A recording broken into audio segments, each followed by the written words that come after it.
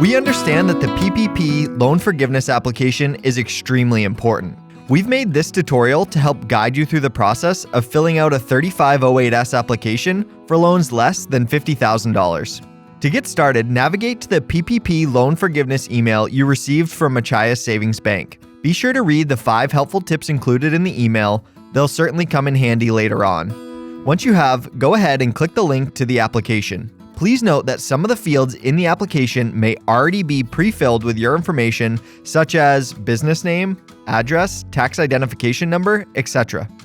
The first field to fill in is employees at the time of loan application. If you are a sole prop with no employees, you will enter a 1 here as the SBA considers you an employee. You would also enter a 1 for employees at time of loan forgiveness application.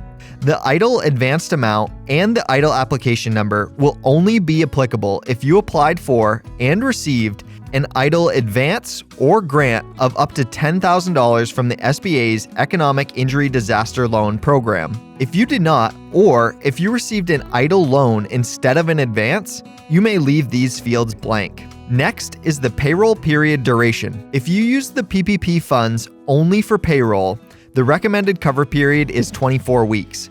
This gives you more cushion to ensure that all funds were expended for payroll costs. Now you will see the first and last day of covered period has already been pre-filled and cannot be edited. This is the day you received your PPP funds and starts your 8 to 24 weeks covered period.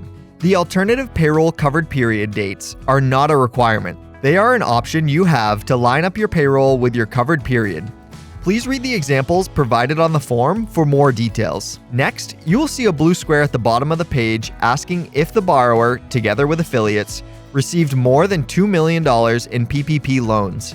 If you have received more than $2 million, you can stop this application and contact your relationship banker at Machias Savings Bank, as you will need to fill out a different application.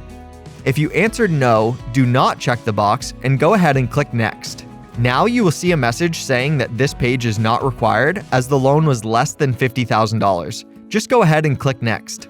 Now it's time to upload some documents. Please note that the SBA has recently updated the documentation required for forgiveness, so please listen carefully. What you'll need to upload depends on if you used your PPP funds for payroll or non-payroll, along with your business structure. If you have only used PPP funds for payroll and you are sole prop with no employees, all you need to upload is a copy of your 2019 Schedule C.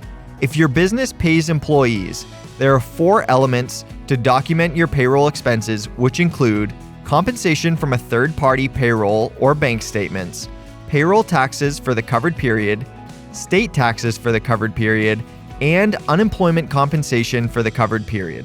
If you are a sole prop with employees who use the funds strictly for payroll, you will need to upload a copy of your 2019 Schedule C and your cash compensation report from a third-party payroll service provider that includes payroll taxes, state taxes, and unemployment compensation. If you don't have a third-party payroll report, option 2 is uploading your bank statements for the covered period along with payroll tax filings reported or that will be reported to the IRS and income tax filings to the IRS and state. If you are an S-Corp or partnership, you will need to upload your 2019 federal tax return for either option if owner compensation is included. Option 1 is uploading your cash compensation report from a third-party payroll service provider that includes the payroll taxes, state taxes, and unemployment compensation. If you don't have a third-party payroll report, option 2 is uploading your bank statements along with payroll tax filings reported or that will be reported to the IRS and income tax filings to the IRS and state.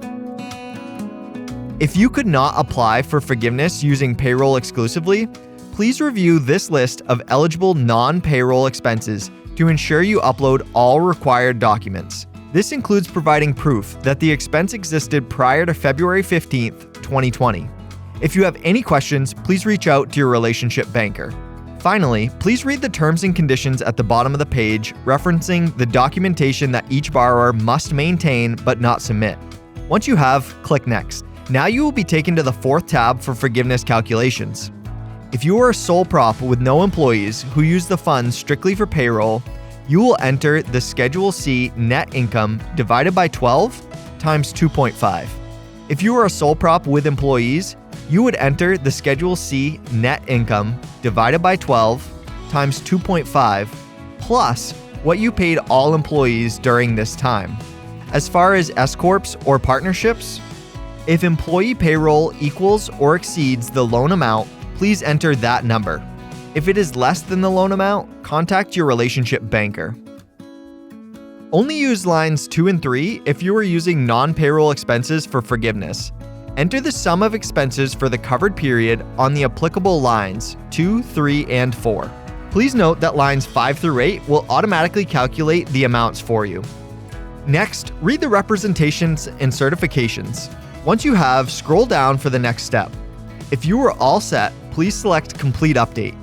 If you have questions, choose Request Lender Assistance, or you can choose Save for Later. Please note that if you choose Request Lender Assistance or Save for Later, a new link will be provided to you and you will not have to re-upload your documents.